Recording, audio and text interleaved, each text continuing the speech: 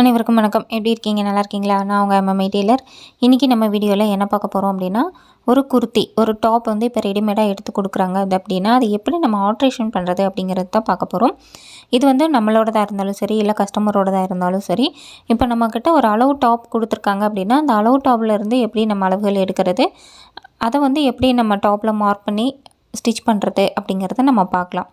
இது வந்து உங்களுக்கு முறையாக டெய்லரிங் ஃபுல்லாக தெரியணும் அப்படிங்கிற அவசியம் இல்லை. உங்களுக்கு மிஷினில் உட்காந்து உங்களால் தைக்க தெரியும் அப்படின்னா கூட நீங்கள் இந்த வேலைகளை தாராளமாக செய்யலாம். ஏற்கனவே ஆல்ட்ரேஷன்ஸ் பற்றி நம்ம ஒரு வீடியோ வந்து போட்டிருக்கோம். அதில் வந்து எந்தெந்த மாதிரியான ஆல்ட்ரேஷன்ஸ் ஒர்க்கெலாம் இருக்குது, அதுக்கு வந்து நம்ம எவ்வளோ பேமெண்ட் வாங்கலாம் அப்படிங்கிறத பற்றி ஒரு டீட்டெயில்டான வீடியோ வந்து நம்ம போட்டிருக்கோம். அந்த வீடியோ வந்து நீங்கள் என்ன பார்க்கல அப்படின்னா அந்த வீடியோ பார்த்துக்கோங்க. புதுசாக டெய்லரிங் கற்றுக்கிறவங்க, எனக்கு வீட்டிலேருந்து ஏதாவது வருமானம் பார்க்கணுன்னு நினைக்கிறவங்களுக்கு அந்த வீடியோ ரொம்பவே யூஸ்ஃபுல்லாக இருக்கும். இப்போ இந்தந்த ஆல்ட்ரேஷன்ஸ் தான் இருக்குது அப்படின்னு சொன்னால் போதுமா? அதை நம்ம எப்படி ஸ்டிச் பண்ணுறதுன்னு தெரியணும் இல்லையா? அதுக்காக தான் நான் இந்த வீடியோ வந்து மேக் பண்ணியிருக்கேன். இதில் வந்து நம்ம ஒரு டாப் வந்து எப்படி ஆல்ட்ரேஷன் பண்ணுறதுங்கிறத மட்டும் நம்ம இதில் பார்க்க போகிறோம். இனி அடுத்தடுத்து வரக்கூடிய வீடியோக்களில் மற்ற ஆல்ட்ரேஷன்ஸ் ஒர்க்கெல்லாம் நம்ம எப்படி பண்ணுறது அப்படிங்கிறத நம்ம வந்து பார்க்கலாம். ஓகேங்களா? இப்போ வாங்க நம்ம வீடியோக்குள்ளே போகலாம். வீடியோக்கு ஒரு லைக் பண்ணிடுங்க, ஷேர் பண்ணுங்கள், கமெண்ட் பண்ணுங்கள், சப்ஸ்கிரைப் பண்ணிவிட்டு பக்கத்தில் இருக்க பெல் ஐக்கானையும் அழுத்திடுங்க. இப்போ வாங்க நம்ம வீடியோக்குள்ளே போகலாம். ஃபஸ்ட்டு உங்கள்கிட்ட ஒரு அளவு டாப் இருக்குன்னா அந்த அளவு டாப்பை வந்து எடுத்துக்கோங்க. அதில் என்னென்ன அளவுகள் எடுக்கணும், எப்படி எடுக்கணும் அப்படிங்கிறத நான் ஃபஸ்ட்டு உங்களுக்கு சொல்லிடுறேன். ஓகேங்களா? இப்போ இந்த மாதிரி ஒரு அளவு டாப் இருக்குது அப்படின்னா அதை ஓப்பன் பண்ணிக்கோங்க. ஃபஸ்ட்டு வந்து ஸ்லீவ்லேருந்து நம்ம ஸ்டார்ட் பண்ணலாம். இதில் வந்து நீங்கள் என்ன பண்ணணுன்னா, first arm whole round, waste round எடுக்கணும். அதுக்கப்புறம் வேஸ்ட் லென்த் எடுக்கணும். அதுக்கப்புறம் ஆர்ம் கிட்ட வந்துட்டு ஆர்ம் வந்து எவ்வளோ லென்த்து வச்சுருக்காங்க அப்படின்னு பார்க்கணும். அடுத்தது ஸ்லீவ் ஓப்பன் வந்து நீங்கள் பார்க்கணும். இப்போ ஸ்லீவ் ஓப்பன் வந்து நம்ம ஃபஸ்ட்டு பார்க்கலாம். ஸ்லீவ் ஓப்பன் வந்து பார்த்திங்க அப்படின்னா நமக்கு ஒரு 5.5 இன்ச் அப்படிங்கிறது இருக்குது. ஓகேங்களா? அடுத்தது அந்த ஆர்ம் ஹோல் அடிக்கையிலேருந்து மேல் கை வரைக்கும் இருக்கிறது, அது வந்து நமக்கு 7 இன்ச் இருக்குது. அடுத்தது ஆர்ம் ஹோல் ரவுண்டு. இந்த ஆர்ம் ஹோல் ரவுண்டு வந்து பார்த்திங்க அப்படின்னா அப்படியே அந்த ஸ்லீவ் ஜாயிண்ட் இருக்கிற இடத்துல எடுத்துக்கோங்க. நமக்கு ஒரு 9 இன்ச் அப்படிங்கிறது இருக்குது. அதுக்கடுத்து நம்ம செஸ்ட் ரவுண்டு வந்து பார்க்கலாம். செஸ்ட் ரவுண்டு பார்க்குறதுக்கு அந்த 2 பக்கமும் கரெக்டாக வந்து எடுத்து விட்டுருங்க. இது வந்து நான் இப்போ ஸ்டிச் பண்ண டாப் தான், உங்களுக்கு நான் அளவு எடுத்தும் நான் வந்து காமிச்சிட்ருக்கேன். இப்போ இதில் வந்து ஒரு ஆர்ம் ஹோல்லேருந்து இன்னொரு ஆர்ம் ஹோல் வரைக்கும் நல்லா கொஞ்சம் இழுத்து வச்சு எடுத்துக்கோங்க. நமக்கு ஒரு 20.5 இன்ச் அப்படிங்கிறது இருக்குது. அடுத்தது வேஸ்ட் லென்த்து வந்து பார்க்கணும். அதுக்கு ஷோல்டருடைய ஹை பாயிண்ட்லேருந்து, இப்போ இது வந்து காலர் டாப்புங்கிறனால அந்த காலருடைய எட்ஜிலேருந்து பார்க்குறேன், 14 இன்ச்சுங்கிறது இருக்குது. அடுத்தது அதே இடத்துல ஒரு வேஸ்ட் ரவுண்டு வந்து பார்க்குறோம்.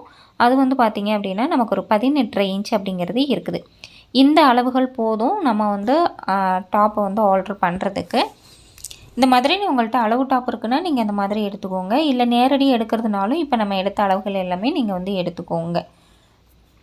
ஓகேங்களா? இப்போ ஃபஸ்ட்டு நம்ம வேஸ்ட் ரவுண்டு வந்து மார்க் பண்ணிக்கலாம். வேஸ்ட் ரவுண்டு வந்து இதில் வந்து அந்த சைடில் ஒரு 1/2 இன்ச்சுக்கு ஸ்டிச்சஸ் போட்டிருப்பாங்க இல்லையா, அதை விட்டுட்டு இடையில இருக்கிற கேப் மட்டும் நீங்கள் அளந்து பாருங்கள். இது வந்து 22.5 இன்ச் வந்து இருக்குது. நமக்கு 20.5 இன்ச்சு இருந்தால் போதும். அப்போ 2 இன்ச்சு எக்ஸ்ட்ரா இருக்குது. அப்போது லெஃப்ட் சைடு ஒரு 1 இன்ச்சு, ரைட் சைடு ஒரு 1 இன்ச் அப்படிங்கிறத நம்ம குறைச்சிக்கலாம். இப்போ நான் இந்த இடத்துல வந்து 1 இன்ச்சு குறைச்சி மார்க் பண்ணுறேன். இதே மாதிரி ஆப்போசிட் சைட்லேயும் நம்ம அந்த 1 இன்ச் அப்படிங்கிறத நம்ம குறைச்சி வந்து எடுத்துக்கலாம். ஓகேங்களா? அடுத்தது வந்துட்டு நம்ம ஆர்ம் ஹோல் ரவுண்டு வந்து செக் பண்ணிக்கலாம். இப்போ நம்ம செஸ்ட் ரவுண்டு மார்க் பண்ணிட்டோம். அப்படியே ஆர்ம் ஹோல் ரவுண்டும் செக் பண்ணிட்டோன்னா நம்ம மார்க் பண்ண செஸ்ட் ரவுண்டு வந்து நமக்கு சரியா அப்படிங்கிறது நமக்கு தெரிஞ்சிடும். இந்த இடத்துல ஷோல்டர் வந்து கரெக்டாக அந்த ஷோல்டர் ஜாயிண்ட் எடுத்துருங்க. அங்கேருந்து நம்ம இந்த ஆர்ம் ஹோல் ரவுண்டுங்கிறத செக் பண்ணுங்கள். இந்த ஆர்ம் ஹோல் ரவுண்டு வந்து அந்த ஸ்லீவ் ஜாயின் பண்ணியிருக்கிற இடத்துல நீங்கள் வந்து எடுக்கணும். பார்த்திங்கன்னா நமக்கு ஒரு 9 இன்ச் அப்படிங்கிறது இருக்குது. அப்போ நம்ம செஸ்ட் ரவுண்டும் நமக்கு சரியாக இருக்குது, ஆர்ம் ஹோல் ரவுண்டும் நமக்கு சரியாக இருக்குது. அடுத்தது ஸ்லீவ் வந்து சரியாக எடுத்து போட்டுக்கோங்க. ஸ்லீவில் வந்துட்டு நம்ம இப்போ இந்த அடிக்கைக்கும் மேல் கைக்கும் ஒரு அளவு எடுத்தோம் இல்லையா, இந்த இடத்துல ஒரு அளவு அப்படிங்கிறது எடுத்தோம். அது வந்து 7 இன்ச் அப்படிங்கிறது இருந்தது. இந்த 7 இன்ச்சு இங்கே இருக்கா அப்படிங்கிறத பார்க்கணும். இப்போ நம்ம அந்த 9 இன்ச்சு மார்க் பண்ணதுலேருந்து அந்த மேல் கை வரைக்கும் 7 இன்ச்சு இருக்கா அப்படிங்கிறத நம்ம வந்து பார்க்கணும். இதுவும் நமக்கு சரியாக இருக்குது. அடுத்தது ஸ்லீவோட ஓப்பன். ஸ்லீவோட ஓப்பன் வந்து நமக்கு 5.5 இன்ச்சு வேணும். அந்த 5.5 இன்ச் அப்படிங்கிறத நம்ம வந்து இங்கே மார்க் பண்ணிக்கலாம்.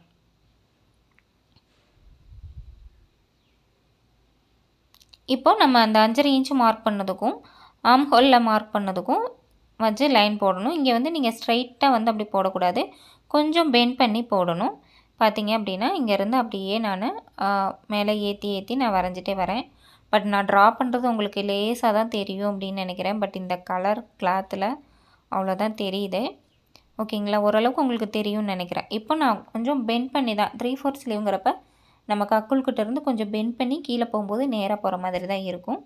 அடுத்தது நம்ம வந்து வேஸ்ட் ரவுண்டு மார்க் பண்ணிக்கலாம். வேஸ்ட் ரவுண்டு மார்க் பண்ணுறதுக்கு முன்னாடி நம்ம வேஸ்ட் லென்த் வந்து நம்ம மார்க் பண்ணணும். வேஸ்ட் லென்த்துக்கு வந்து நம்ம அந்த ஷோல்டர் பாயிண்ட்டில் எங்கே ஹையஸ்ட் பாயிண்ட் இருக்கோ நீங்கள் அங்கேருந்து தான் எடுக்கணும்.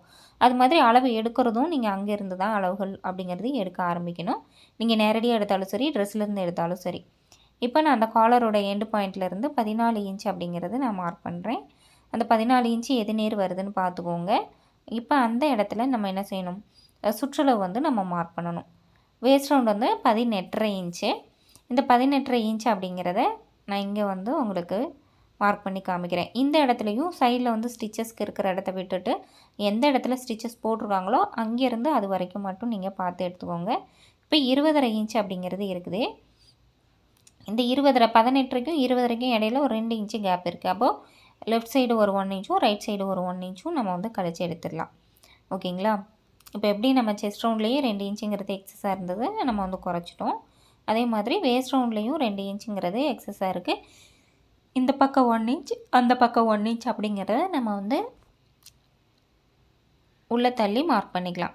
இப்போது இந்த வேஸ்ட் ரவுண்ட்லேருந்து செஸ்ட் ரவுண்டு மார்க் பண்ணதுக்கு அப்படியே ஒரு லைன் போட்டுருங்க. ஏற்கனவே நம்ம ஸ்லீவ்லேருந்து லைன் போட்டுட்டோம். அடுத்தது இந்த ஹிப்பு ஓப்பன் வரைக்கும். ஓப்பன் வந்து ஒரு சிலர் மேலே ஏற்றி வைக்க சொல்கிறாங்கன்னா எது வரைக்கும் ஏற்றி வைக்க சொல்கிறாங்கன்னு பார்த்தா அது வரைக்கும் நீங்கள் அப்படியே ஒரு கனெக்ட் பண்ணி போட்டுக்கோங்க. இதில் வந்து அப்படி எதுவும் சொல்லலைங்கிறதுனால அந்த ஓப்பன் வரைக்குமே நம்ம என்ன செஞ்சுக்கலாம், இதை வந்து அந்த ஷேப் வந்து எடுத்துக்கலாம். வேஸ்ட் ரவுண்டு வரைக்கும் நம்ம லைன் போட்டோம். இப்போ அதுக்கு கீழே வரைக்கும் இந்த லைன் அப்படிங்கிறத நம்ம போட்டுட்றலாம். இதே மாதிரி இன்னொரு சைட்லேயும் நம்ம வந்து போட்டு எடுத்துக்கலாம். மார்க் பண்ண எல்லாத்தையுமே இந்த மாதிரி நீங்கள் மார்க் பண்ணி லைன்ஸ் போட்டிங்கன்னா ஸ்டிச் பண்ணுறது ரொம்பவே ஈஸியாகிடும். இப்போ நம்ம போட்ட லைன் மேலேயே நம்ம அப்படியே ஸ்டிச்சஸ் வந்து போட்டுக்கலாம். இப்போ நம்ம மார்க் பண்ண சைடு மட்டும் ஸ்டிச் பண்ணால் போதாது, நம்ம இந்த arm whole round sleeve join பண்ணியிருக்காங்க இல்லையா, அது மேலேயும் இன்னொரு தையலுங்கிறத போடணும். அது மாதிரி ஷோல்டர் ஜாயிண்ட்டுக்கிட்டையும் போடணும். இப்போ நான் ஷோல்டர் ஜாயிண்ட்லேருந்து நான் ஸ்டார்ட் பண்ணுறேன். எப்பயுமே ஷோல்டர் ஜாயின் பண்ணிவிட்டு அதுக்கப்புறம் ஸ்லீவ் ஜாயின் பண்ணியிருக்காங்க இல்லையா, அந்த ரவுண்டு ஃபுல்லாக ஸ்டிச் பண்ணிவிட்டு தான் நம்ம சைடு வந்து ஸ்டிச் பண்ணுறதுக்கு போகணும். இப்போ ஷோல்டர் வந்து ஜாயின் பண்ணிவிட்டு இந்த மாதிரி பிசுரெல்லாம் இருக்குது அப்படின்னா அதெல்லாம் கட் பண்ணிவிட்டு உங்கள்கிட்ட ஓவர்லாக் மிஷின் இருக்குது அப்படின்னா ஓவர்லாக்கும் போட்டு கொடுத்துருங்க. அதுக்கான சார்ஜையும் நீங்கள் சேர்த்து வந்து வாங்கிக்கோங்க. இப்போ இந்த டாப்பை பொறுத்த வரைக்கும் பார்த்தீங்கன்னா ஸ்லீவ் ஜாயின்ட்லேயும் சரி சைட்லேயும் சரி ஓவர்லாக்லாம் போட்டிருக்காங்க. ஆனால் ஷோல்டரில் மட்டும் போடலை. அடுத்தது ஸ்லீவ் ஜாயிண்ட்லேயும் நம்ம வந்து அப்படியே ஜாயின் வந்து போட்டுக்கலாம். ஏற்கனவே அவங்க ஒரு தையல் போட்டிருப்பாங்க. நம்ம அது மேலேயே இன்னொரு தையல் அப்படிங்கிறது நம்ம போட்டு எடுத்துடலாம். கரெக்டாக எடுத்து வச்சு வேறு எதுவும் தையலில் சிக்கிறாமல் கரெக்டாக அந்த ஸ்லீவ் ஜாயிண்ட்டு இருக்கிற பகுதியை மட்டும் எடுத்து வச்சு அப்படியே ரவுண்டாக ஒரு தையல் வந்து போட்டு விட்டுருங்க. அடுத்தது நம்ம சைடு வந்து மார்க் பண்ணோம் இல்லையா, அதை வந்து அப்படியே நம்ம ஸ்டிச் பண்ணி எடுத்துக்கலாம். கீழே வந்து ஸ்லீவ் ஓப்பன் எங்கே மார்க் பண்ணியிருக்கிறோமோ அங்கேருந்து நீங்கள் அப்படியே ஸ்டிச் பண்ண ஆரம்பிக்கலாம். நம்ம லைன்ஸ் போட்டிருக்கோம் ஏற்கனவே, எல்லாமே செக் பண்ணிட்டோங்கிறப்போ அந்த லைன் மேலேயே நம்ம ஒரு தையல் போடுறதுல நமக்கு சிரமம் இருக்காது. அது மேலேயே நம்ம வந்து தையல் அப்படிங்கிறத போட்டுக்கலாம். இந்த சைடில் வந்து சுருக்கம் எதுவும் வந்துடாமல் கரெக்டாக எடுத்து விட்டு நீங்கள் வந்து போடணும். அது ஒன்று தான் நீங்கள் ரொம்ப கவனமாக பார்க்க வேண்டியது. ஏன்னா ரெடிமேடுங்கிறப்ப கொஞ்சம் ஒரு மாதிரி தான் இருக்கும். நம்ம தான் நீட்டாக வந்து எடுத்து வச்சு ஸ்டிச் பண்ணணும். இப்போ நம்ம ஓப்பன் வரைக்கும் ஸ்டிச் பண்ணி விட்டுட்டோம். இப்போ இது மட்டும் போதாது, நமக்கு இது வெளியில் இன்னொரு தையல் ஒன்று எக்ஸ்ட்ரா போட்டு கொடுக்குறது நல்லது. ஓகேங்களா, நம்ம சும்மா ஆல்ட்ரேஷன் தானே பண்ணுறோன்னு ஒரு தையலோடலாம் நிறுத்த வேண்டாம். பக்கத்துலேயே இன்னொரு தையல் அப்படிங்கிறது போட்டு கொடுத்துருங்க. 1/4 இன்ச் இடைவெளியில் இன்னொரு தையல் அப்படிங்கிறது போட்டுக்கணும். சேம் இப்போ இந்த சைடு எப்படி தைச்சோமோ அதே மாதிரியே இன்னொரு சைடும் நம்ம தைச்சிக்கலாம். இந்த இடத்துல நமக்கு ஹிப்பு ஓப்பன் இருக்கு இல்லையா, அந்த இடத்துலையும் நம்ம அளவுகளை கம்மி பண்ணணும், அந்த இடத்துலையும் குறைக்க சொல்கிறாங்க அப்படின்னா அங்கே வந்து நம்ம சுடிதார் வந்து சைடு எப்படி ஸ்டிச் பண்ணி ஓப்பன் எப்படி ஸ்டிச் பண்ணுவோமோ அதே மாதிரி சைடில் இருக்கக்கூடிய எக்ஸ்ட்ராஸை வந்து நீங்கள் கட் பண்ணிவிட்டு, அதாவது இப்போ 2 இன்ச் எக்ஸ்ட்ரா இருக்குது அப்படின்னா அதில் 1 இன்ச்சை கட் பண்ணிவிட்டு 1 இன்ச்சை வந்து நம்ம தனியாக வந்து ஓப்பன் மடித்து தைக்கிற மாதிரி இருக்கும். அதுக்கு வந்து இன்னும் எக்ஸ்ட்ரா சார்ஜ் ஆகும்.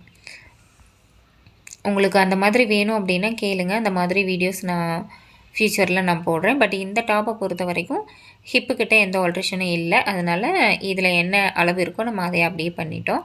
ஒரு சிலர் மட்டும் அந்த மாதிரி எனக்கு அதையும் கம்மி பண்ணி கொடுங்க அப்படின்னு ஒரு சிலர் சொல்லுவாங்க. எல்லாருமே அதை வந்து கேட்குறது கிடையாது. அந்த சேஃப் வரைக்கும் வேஸ்ட் ரவுண்டு வரைக்கும் சேஃப் எடுத்தால் போதும். அதுக்கு கீழே வந்து பெரும்பாலும் யாரும் விரும்புறதில்ல. ஒரு சிலர் அந்த மாதிரி ஓப்பன் கட்டுக்கிட்டையும் அந்த ஓப்பனையும் ரொம்ப வெளியே தள்ளி இருக்குது இன்னும் பிடிக்கணும்னு சொன்னாங்க அப்படின்னா, நம்ம நார்மல் சுடிதாரில் சைடு ஓப்பன் எப்படி ஸ்டிச் பண்ணுவோமோ அதே மாதிரி நீங்கள் இப்போ ஒரு 1 இன்ச்சுக்கு உள்ளே தள்ளி வருதுன்னா உள்ளே தள்ளி ஸ்டிச்சஸ் போட்டு நிறுத்திட்டு அதுக்கு வெளியே 1 இன்ச் மட்டும் ஓப்பனுக்கு வைக்கிற மாதிரி வச்சுட்டு மீதம் சைடில் எவ்வளோ எக்ஸ்ட்ரா இருக்கோ அதை வந்து நீங்கள் மேலேருந்து கீழே பாட்டமோட எண்டு வரைக்கும் கட் பண்ணிவிட்டு நீங்கள் வந்து நார்மலாக எப்படி ஓப்பன் தைப்போமோ அதை மாதிரி தைக்கணும். பட் நீங்கள் வந்து வெறும் ஆல்ட்ரேஷன்ஸ் ஒர்க் மட்டும்தான் பண்ணுறீங்க, எனக்கு ஓப்பன்லாம் சரியாக தைக்க வராது அப்படின்னா நீங்கள் இந்த மாதிரி தைச்சிக்கோங்க. ஓகேங்களா? இப்போ நான் ஆப்போசிட் சைட்லேயும் 2 ஸ்டிச்சஸ் அப்படிங்கிறது நான் போட்டுட்டேன். இப்போ ஓப்பன்கிட்டையும் வந்து நம்ம குறைச்சிட்டு எப்படி நம்ம ஓப்பன் ஸ்டிச் பண்ணணும் அப்படிங்கிற டவுட் உங்களுக்கு இருக்குது அப்படின்னா கமெண்ட் பண்ணுங்கள். ஃப்யூச்சரில் அதுக்கான வீடியோஸ் நான் வந்து ரெடி பண்ணி கொடுக்குறேன். ஓகேங்களா? இப்போ இதில் ஒரு சைடு வந்து நான் ஸ்லீவில் இருந்து அப்படியே ஸ்டிச் பண்ணேன். ஆப்போசிட் சைடு வந்து ஹிப்பு ஓப்பன்கிட்ட இருந்து நான் ஸ்டிச் பண்ணுறேன். ஏன்னா நம்ம பேக் சைடு தான் 2 பக்கமே மார்க் பண்ணோம். அந்த மார்க்கிங் மேலேயே நம்ம தைக்கும்போது நம்ம இடுப்புலேருந்து ஸ்டார்ட் பண்ணாலும் ஸ்லீவ்லேருந்து ஸ்டார்ட் பண்ணாலும் ஒன்றும் ப்ராப்ளம் இருக்காது. இப்போ நம்ம இதை ஸ்டிச் பண்ணி முடிச்சிட்டோம். இதில் 2 பக்கமே 2 தையல் அப்படிங்கிறது போட்டு விட்டுருங்க. இப்போ இந்த இடத்துல நம்ம ரைட் சைடு திருப்பி பார்க்குறோம் அப்படின்னு சொன்னால் நமக்கு அந்த சைடில் கிளாத் அதிகமாக இருக்கும். இப்போ ரெடிமேட் அப்படிங்கிறப்போ சைடில் ஒரு 1/2 இன்ச்சு தான் விட்டுருப்பாங்க. அந்த 1/2 இன்ச்சுக்கு மேலே இப்போ நம்ம கிட்டத்தட்ட 1 இன்ச்சு உள்ளே தள்ளி பிடிச்சிருக்கிறதுனால அந்த இடத்துல கொஞ்சம் கிளாத் வந்து அதிகமாக மொத்தமாக சுருண்டு இருக்க மாதிரி இருக்கும். அதை வந்து நீங்கள் சிசர் நாச் வந்து போட்டு விட்ருங்க. உங்கள்கிட்ட ஓவர்லாக் மிஷின் இருக்குது அப்படின்னா நீங்கள் என்ன பண்ணலான்னா இந்த நம்ம இப்போ 2 ஸ்டிச்சஸ் போட்டிருக்கோம்ல அதுக்கு வெளியில் ஒரு 1/2 இன்ச்சு கேப் மட்டும் இருக்க மாதிரி எக்ஸ்ட்ரா இருக்கிறது எல்லாமே கட் பண்ணி விட்டுட்டிங்கன்னா உங்களுக்கு நீட்டாக இருக்கும்.